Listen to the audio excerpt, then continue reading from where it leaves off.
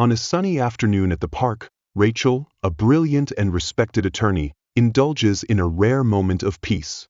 Seated on a bench, she flips through the pages of her favorite book, basking in the warm sunlight filtering through ancient oak branches.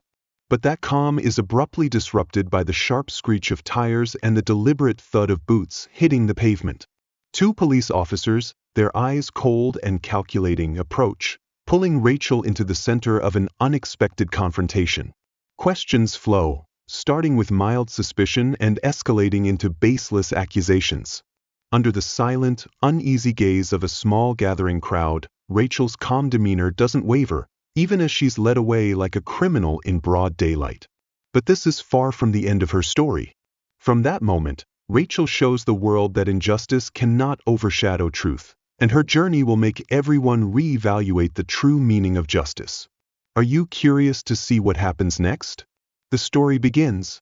The park buzzed with life on a sunny afternoon in Oakwood, Oregon. Laughter from children echoed through the air, joggers hurried along the winding trails, and families gathered under the shade of tall oaks for picnics. Amid this vibrant yet serene scene sat Rachel Carter, a respected attorney, on a bench by the lake. A thick book rested in her lap, and she relished the rare moment of escape from her demanding schedule. Immersed in the pages, Rachel barely noticed the screech of tires until it startled her. A police car pulled up to the curb, its arrival drawing the attention of curious onlookers. Two officers exited, their expressions stern and authoritative, their eyes immediately fixing on Rachel, the only person sitting alone in the vicinity. "Ma'am, may we have a word with you?" one officer said, his tone more suspicious than concerned. Rachel looked up from her book, her calm demeanor unwavering. "Of course," she replied, closing her book carefully. The second officer approached, his voice clipped. "We received a call about suspicious activity in this area. Can you tell us what you're doing here?" Rachel raised an eyebrow, her confusion evident. "Suspicious activity? I'm just sitting here reading," she said, holding up her book as proof. But their scrutinizing gaze did not waver. "May we see some identification?" the first officer demanded. Rachel's heartbeat quickened, though she remained composed. "I don't understand. What's the reason for this request?" "It's standard procedure," the second officer replied, though his tone betrayed the claim's neutrality. A small crowd began to gather, murmuring among themselves. Some were merely curious, but others exchanged uneasy glances, sensing the imbalance in the encounter. With a resigned sigh, Rachel retrieved her wallet and handed over her driver's license. One officer took it, his scrutiny unnecessary but deliberate. "Rachel Carter," he read aloud, his tone almost mocking. "What brings you here, Ms. Carter?" Taking a steadying breath, Rachel responded with measured patience. "I live in this city. I came here to enjoy the park. Is there a problem with that?" The officer's lips thinned into a frown. "We'll see." He returned her ID but lingered, the interrogation continuing without justification. "You always carry a book like that?" one officer asked, smirking. "Are you here alone or waiting for someone?" the other added, his hand resting conspicuously on his belt. Rachel, who had faced countless tense situations in courtrooms, knew. This was different. The imbalance of power between them was palpable, and their tone carried a veiled threat. Yet she chose her words carefully. "I won't answer any further questions unless you clarify what I'm being accused of," Rachel said firmly. Her refusal seemed to provoke something in them. The first officer stepped closer. "Don't make this harder than it needs to be," he barked. "We're just doing our job." "I know the law," Rachel countered, her voice steady. "I'm not breaking any rules by sitting in a public park." But logic wasn't their objective. The first officer grabbed her arm. "You're resisting," he declared, despite Rachel's stillness. "What are you doing?" Rachel exclaimed, her voice tinged with shock. The murmurs from the crowd grew louder, and a man raised his phone to record the unfolding scene, his expression a mix of confusion and dismay. He didn't know who Rachel was, but he could see the wrongness of the situation. "Stop resisting," the officer shouted again, louder this time, as if performing for the growing audience. Rachel's pulse pounded as the cold steel of handcuffs encircled her wrists. She forced herself to remain calm, even as humiliation and indignation churned. Within her, a silent verdict rendered without trial. She didn't resist, didn't retaliate. But within her, a fire burned, outrage at the injustice, at the abuse of power masquerading as duty. The officers led her toward the patrol car, ignoring the crowd's murmurs and questions. Rachel glanced back, her eyes meeting those of a young woman recording on her phone. In that fleeting moment, a silent exchange passed between them, a wordless plea to document the truth of this injustice. In that moment, Rachel realized something profound. No matter how many words were spoken or how many eyes bore witness, without real action, it all amounted to mere whispers. She could only hope that even in the face of blatant injustice, there would still be those brave enough to stand up and fight for the truth.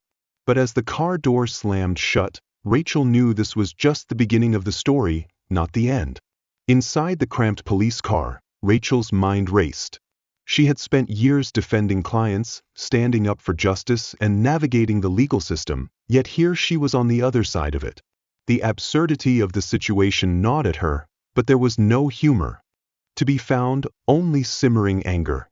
The entire ride to the station was consumed by an oppressive silence, punctuated only by the crackling police radio. Rachel stared out the window, her reflection blurring into the passing scenery. Her wrists throbbed as the cold steel of the handcuffs bit into her skin. At the station, things only worsened. The booking process was invasive, demeaning, and seemed intentionally designed to strip her of dignity. She was photographed, fingerprinted, and escorted to a small cell bathed in the harsh glow of flickering fluorescent lights that buzzed incessantly. "Enjoy your stay," a smug officer remarked as he slammed the cell door shut. Rachel sat on the cold bench, her hands clenched tightly in her lap. She replayed the events of the park over and over in her mind. How had a peaceful moment spiraled into this? The answer was glaringly clear but bitter: discrimination. Hours passed before anyone came to see her. A young officer approached the cell, a clipboard in hand. "Ms. Carter, you're being charged with resisting arrest and obstructing a peace officer," he announced in a detached tone. Rachel raised her head, meeting his gaze with unflinching defiance. "On what grounds?" she demanded, her voice sharper than she had intended. Deep down, though, she knew she was in for a grueling battle. "You can discuss that in court," he replied curtly, turning on his heel and walking away. Rachel sighed, watching him leave as she fought to steady her emotions. The charges were flimsy and she knew it, but she also understood that the road ahead would be anything but simple.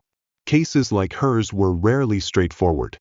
They dragged on, tangled in bureaucracy and resistance, and she had to steel herself for the challenges too. Come. Finally, Rachel was released on bail. As she stepped out of the station, the cold night air stung her face, a stark contrast to the stifling atmosphere inside. She spotted her colleague and close friend Olivia waiting by the curb. Olivia rushed toward her, her expression a mix of relief and concern. "Are you okay?" Olivia asked, her voice tight with worry.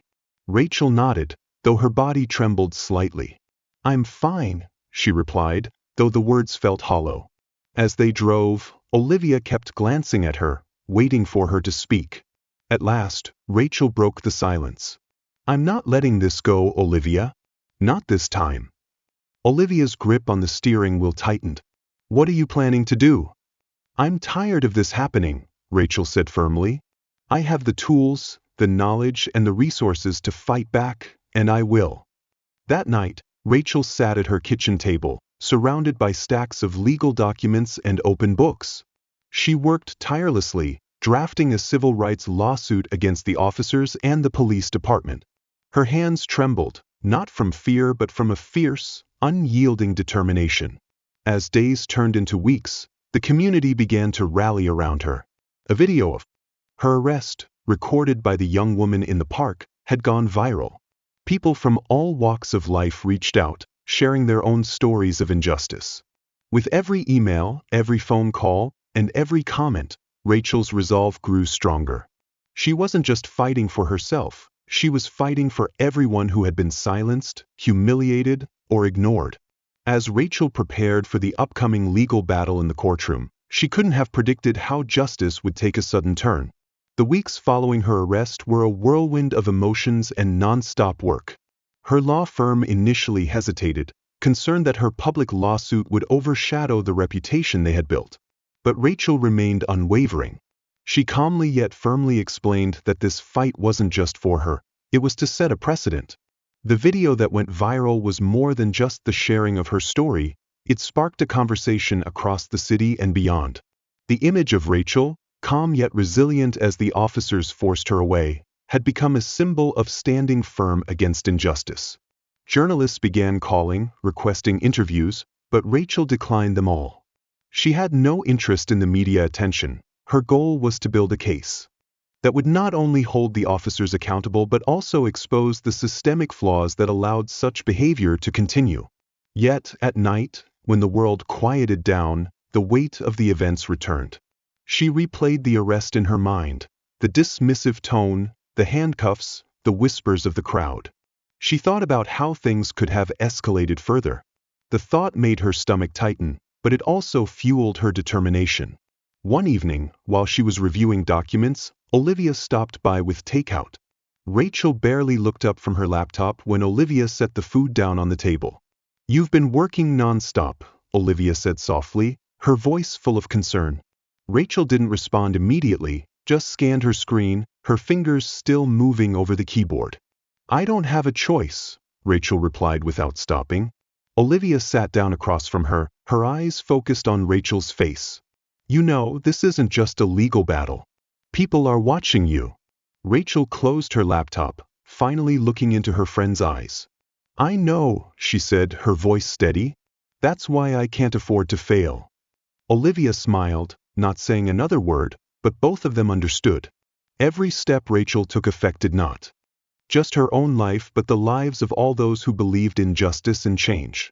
Rachel's preparation was meticulous. She searched for similar cases, combed through precedents, and gathered evidence to undermine the police officers' allegations.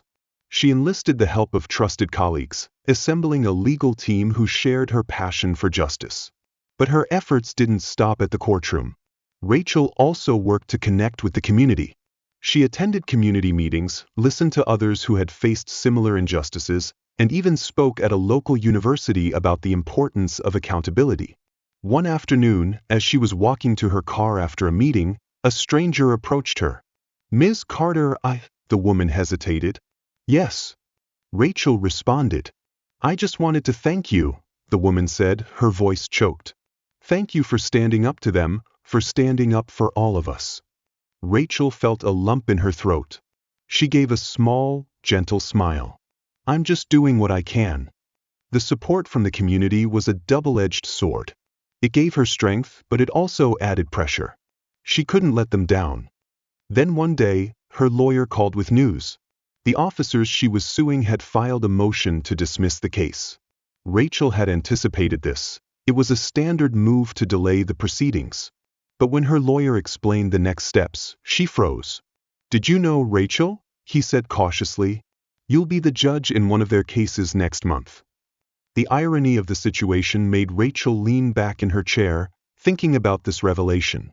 She had spent the past week preparing to fight these officers in court, and now fate had placed her in a completely different kind of justice. She wondered if she could do it. Could she sit on that bench and remain impartial? But then she thought about all they had done to her, about those who were relying on her to stand up. This wasn't coincidence, it was an opportunity to show what true justice looked like. The courtroom was filled with murmurs as people took their seats. This wasn't a high-profile case, just another internal trial concerning the alleged excessive use of force by two police officers in an unrelated incident. For most people, it was just another day in the justice system. The two officers, Harris and Lewis, sat at the defendant's table in their uniforms, stiff as armor. They leaned toward each other, whispering, their expressions indifferent, almost bored. To them, this was nothing more than a procedure, an obstacle to be overcome, a case to be brushed aside. Then, the judge's door swung open, and the room fell silent. Rachel stepped into the courtroom, her black robe trailing behind her. She moved with purpose, her face calm yet strong as she took her seat at the bench. She glanced toward the defendants. Their reactions were immediate. Officer Harris's face turned pale, eyes wide with surprise. Lewis shifted uncomfortably, his jaw clenched, disbelief written across his face. It was her, the woman they had humiliated and arrested in the park. Rachel allowed a brief silence to settle in the room, letting the weight of the moment hang in the air before beginning the trial in a clear and steady voice. "The court is now in session, please be seated." The two officers sat up straighter, their faces stiff, controlled, but clearly rattled. Harris whispered something to their attorney, who merely nodded, maintaining his focus on Rachel. For the first time in weeks, Rachel felt that she had the upper hand. But she knew this wasn't about revenge. Her duty as a judge was to maintain fairness, and she would uphold that standard. The irony was not lost on Rachel or anyone in the room as the attorneys made their opening arguments. She maintained her professional demeanor, listening carefully and taking notes, though her gaze occasionally flickered toward the officers. She could see the tension in their shoulders, their hands subtly trembling during breaks. During a recess, Harris and Lewis stepped into the hallway, their voices low but filled with unease. "How the hell is she the judge?" Harris hissed, unable to hide his anger. "This has to be a setup." "It's not a setup," Lewis muttered, shaking his head. "It's just a coincidence." "That's right, and you need to focus," their attorney interjected. "She's not the enemy. You two are the problem." But Harris and Lewis weren't listening anymore. They were too caught up in the absurdity of the situation, unable to process the surreal turn of events. As the trial continued, Rachel kept her composure, ensuring that the proceedings were fair and efficient. Yet, with her presence alone, it seemed as though the defendants were unsettled. Every time she spoke, they shifted in their seats, their confidence slowly eroding. After a witness testified, Rachel caught Harris looking at her from the corner of his eye. His expression wasn't one of defiance, but something closer to regret, as if he were starting to understand the gravity of what they had done. At the end of the day, the tension in the courtroom was palpable. Rachel wrapped up the session, her gavel coming down with finality. "We will reconvene at 10 a.m. tomorrow," she declared as the courtroom began to empty. Rachel lingered at the bench, organizing her papers. She could feel the officers' eyes on her as they paused near the door, clearly hesitating whether to approach her. In the end, they didn't. They left quietly, their footsteps heavy with the realization that the story was far from over. But for Rachel, the real challenge wasn't the irony of the moment, but the decisions ahead and whether justice could truly prevail. The following day, the courtroom was packed. News of the unexpected reversal had spread, drawing a larger crowd than usual for the misconduct trial. Some came out of curiosity, others to support Rachel, even though they knew her role as the judge meant she couldn't show favoritism. Rachel entered, calm and composed as always, her robe flowing as she ascended the bench. The attorneys wasted no time, diving straight into their arguments. The prosecution presented their case carefully, providing evidence against the officers, detailing the victim's testimony in the excessive force incident. "Your Honor," the prosecutor said, "the actions of these officers weren't just a mistake in judgment, they were a blatant abuse of power. Their behavior reflects a pattern of disregard for those they are supposed to protect." Rachel nodded, listening intently. Her pen moved quickly across the paper, her focus absolute, even though the defendants sat uneasily under her gaze. The defense attorney stood to respond, his voice steady, though tinged with tension. "Your Honor, while we acknowledge that the incident took place, we believe that the situation escalated due to factors beyond the control of the officers. Their intentions were not malicious, and we contend that there is insufficient grounds for any punitive action in this case." As the argument continued, Rachel couldn't help but draw parallels between this case and her own personal experience. The justifications, the excuses, everything felt so familiar, it was almost painful. But she pushed aside her personal emotions, determined to let the truth guide her. When it came time to question the witness, the tension in the room was palpable. The prosecutor called up a young man named Tyler. His voice quivered as he recounted the night he was slammed to the ground by officers during a routine traffic stop. "They didn't give me a chance to explain," Tyler said, his eyes darting between the attorneys and the officers. "It felt like they had already decided I was guilty before I even opened my mouth." The prosecutor pressed on. "Did you resist their orders?" "No," Tyler replied firmly. "I was scared, but I did everything they told me to do." Nothing changed. They had already made up their minds. The courtroom was dead silent as the defense attorney stood to object. He tried to undermine Tyler's testimony, but the young man held his ground. Rachel watched intently, her expression unreadable. Then, the moment everyone had been waiting for arrived. The defendants were called to testify. Officer Harris was the first to step up to the stand. He quickly glanced at Rachel, his face filled with anxiety as he swore an oath and began answering the prosecutor's questions. "Officer Harris," the prosecutor began, "you are accused of using excessive force in this incident. Can you explain your actions that night?" Harris hesitated, his eyes flicking briefly toward Lewis before responding. I thought the situation was escalating. I made a decision in that moment." "And do you believe your actions were justified?" the prosecutor pressed. Harris shifted uneasily in his seat, confusion etched across his face. "At the time I thought they were, but looking back I could have handled it differently." The prosecutor pressed further. "Handled it differently? You mean by not assaulting an unarmed, cooperative person?" Harris opened his mouth, but no words came out. His silence spoke volumes. When it was Lewis's turn to testify, his attitude was no better. His attempts to justify his actions only strengthened the prosecutor's case, pointing out the officer's lack of responsibility. Rachel listened intently, her face betraying no emotion, but inside, she was filled with frustration and regret. These men had been entrusted with power, yet they wielded it recklessly, leaving behind painful consequences. As time went on, it became clear that the evidence against the officers was overwhelming. The prosecutor's closing argument was forceful, calling on the court to set a precedent that abuse of power would not be tolerated. When the defense made their rebuttal, it was evident that they were grasping at weak arguments. Their reasoning lacked conviction, and even the officers seemed to be mentally preparing for an unfavorable outcome.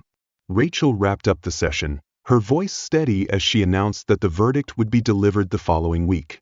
As the courtroom emptied, Harris and Lewis lingered near the door, their faces pale and tense. For the first time, they seemed to realize the gravity of their actions and the harsh reality of what awaited them. But justice was not merely about punishment. It was about accountability, change, and ensuring that the mistakes of the past were not repeated.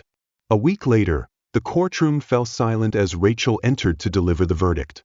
Every seat was filled, and the tension in the air was almost tangible.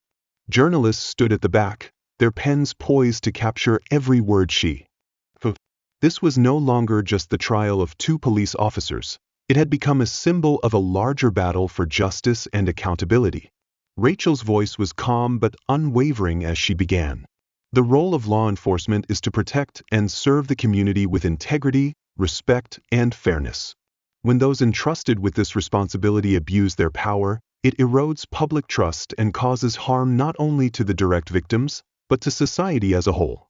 This case has exposed the consequences of such actions." She paused, her gaze sweeping across the room. Harris and Lewis sat in silence at the defense table, their heads bowed. The weight of her words was undeniable. The evidence presented shows that officers Harris and Lewis acted with unnecessary force, disregarding the protocols they swore to uphold.